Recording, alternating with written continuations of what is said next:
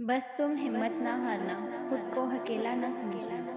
اللہ تمہارے ساتھ ہے، وہ تمہاری زندگی سے سارے غم، مشکلیں، تکلیفیں ایسے نکال دے گا کہ تم حیران رہ جاؤ گے۔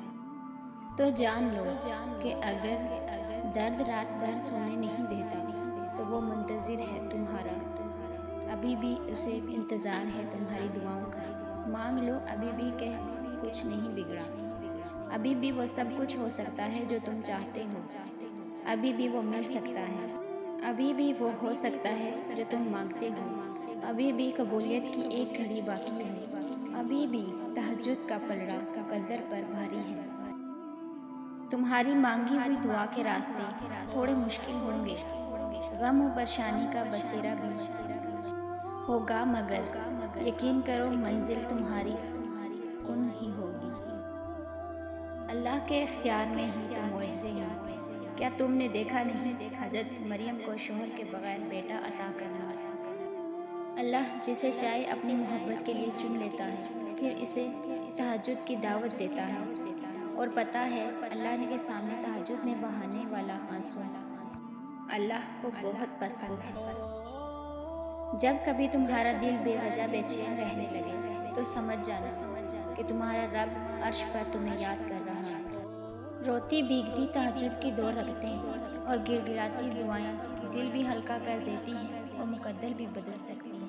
تہجد اتنے قیمتی ہے، اگر اللہ ہمیں نہ دیتا تو ہم کبھی سمجھ نہیں پاتے کہ محبت کس کو کہتے ہیں۔ جس چیز پہ دل اٹک جاتا ہے اللہ اسی چیز کے آزماتا ہے، ہمارا صبر، ہمارا توکل اور ہمارا یقین۔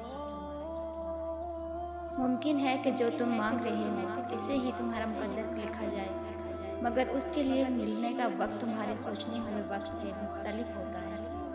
وہ سزا نہیں دیتا، بس آزما رہا ہے، تمہیں راستہ بدل بدل کر تمہاری ہی پسند کو تم تک لا رہا ہے۔ جب ممکن کا کوئی راستہ باقی نہیں رہتا تب تمہاری دعائیں ہی تمہارے لیے معجزہ بنتی ہیں۔ کیا پتہ تمہارے اس صبر کے بدلے اللہ نے تمہارے لیے وہی کچھ مقرر کیا ہو جو تم اس سے مانگتے مانگتے نہیں تھکتے، جس کے لیے بار بار اللہ کو مناتے ہو، تمہارے لب نہیں تھکتے، تو پھر یقین رکھو اس پر صبر کا صلہ قریب ہے۔ کبھی کبھی آپ کے پاس رونے کے لیے گدا نہیں ہوتا، مگر سجدہ کرنے کے لیے زمین ضرور ہوتی ہے، تاکہ آپ اپنے دکھ اللہ کو بتا سکیں، اور یہ سہارا سب سہاروں پر بھاری ہے۔ اللہ تاخیر اس لیے نہیں کر رہا کہ تم مایوس ہو جاؤ، بلکہ وہ تاخیر اس لیے کر رہا ہے کہ جب اس چیز کو تمہارے نصیب کا حصہ بنایا جائے تو تمہاری تڑپ خوشی کے آنسو میں تبدیل ہو جائے۔ اللہ تمہارا نصیب اپنی مرضی سے لکھ چکا ہے، اور جو دعا تم مانگ رہے ہو وہ بھی اسی نصیب کا حصہ ہے۔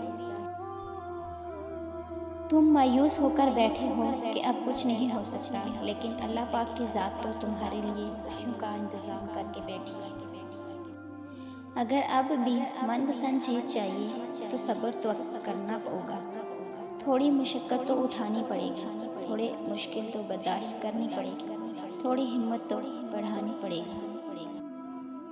اللہ دیکھ رہا ہے بار بار تمہارا آسمان کو دیکھنا، وہ دیکھ رہا ہے تمہارا بار بار تڑپنا، وہ دیکھ رہا ہے تمہارا بار بار رونا، وہ تمہاری بے چینی سے بالکل بے خبر نہیں ہے۔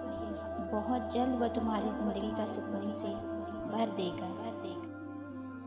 محبت جب اللہ سے ہو جائے تو ملاقات کی تڑپ فجر سے شروع ہوتی ہے اور عشاء پر ختم ہوتی ہے۔ کیا پتہ تمہاری زندگی میں معجزے بس ایک دعا کے منتظر، کیا پتہ کہ اب تمہاری چاہی ہوئی چیز جس ایک قدم کے فاصلے پر ہو۔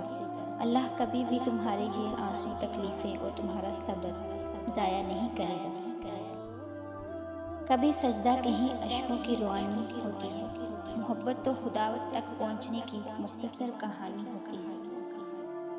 ہر چیز کا اللہ نے خاص وقت مقرر کر رکھا ہے، اس صحیح وقت پر معجزے بھی ہوں گے اور چیزیں بہتر بنا کر واپس لوٹا دی جائیں گی، اور ایک دن تمہیں سمجھ آ جائے گا کہ اللہ کا تمہیں دیر سے نوازنا تمہارے حق میں بہتر بنانے کے لیے تھا۔